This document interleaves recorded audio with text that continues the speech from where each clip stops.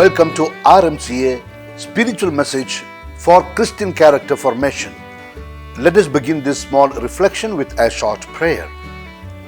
O my God, grant that I may always be prepared for death, that I may fear your judgment, that I may escape hell, and that I may merit heaven.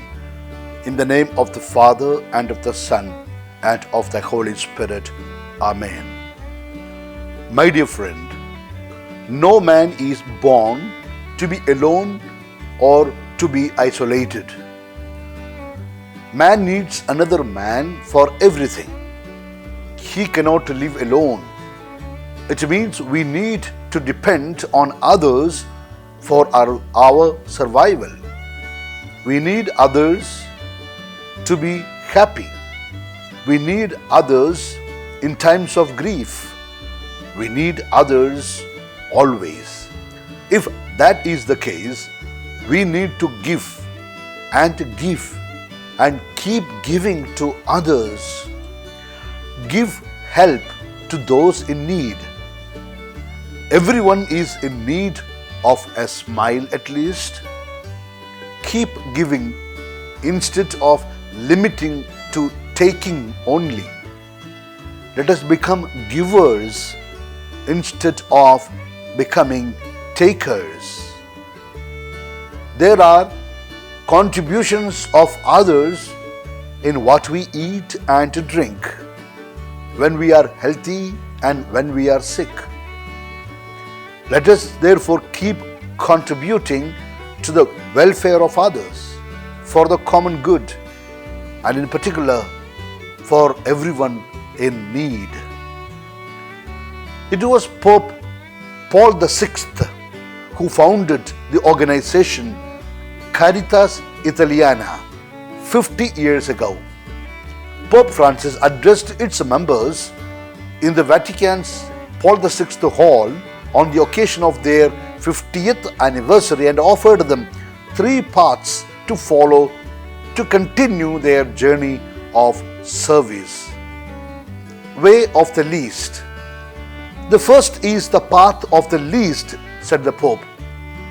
It is from them that we start, from the most fragile and defenseless. He noted, charity is the mercy that seeks out the weakest, that reaches out to the most difficult frontiers in order to free people from the slavery that oppresses them and to make them protagonists of their own lives, he explained. Over the past 5 decades, many significant decisions have helped Caritas and the local churches to practice this mercy, noted the Pope. Second is the way of the gospel. Pope Francis then went on to discuss the second indispensable way, the way of the gospel. This, said the Pope, implies the style of humble love, concrete but not showy, which is proposed but not imposed. It is the style of gratuitous love, which does not seek rewards. It is the style of availability and service, in imitation of Jesus, who made himself our servant. Pope Francis explained that charity is inclusive and not concerned only with the material aspect, neither only with the spiritual. The salvation of Jesus embraces the whole man, he added. The gospel shows us that Jesus is present in every poor person. It is good for us to remember this in order to free ourselves from the ever-recurring temptation of ecclesiastical self-reference and to be a church of tenderness and closeness, where the poor are blessed, where mission is at the center, where joy is born of service. The third way, continued the Pope, is the way of creativity. he explained that the rich experience of these 50 years is not a baggage of things to be repeated.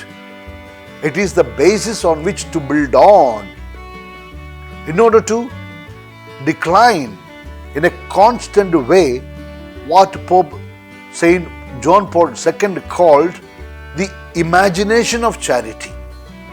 The Pope urged those present to not let yourself be discouraged by the growing number of new poor and new poverty, but rather to continue to cultivate dreams of fraternity and to be signs of hope.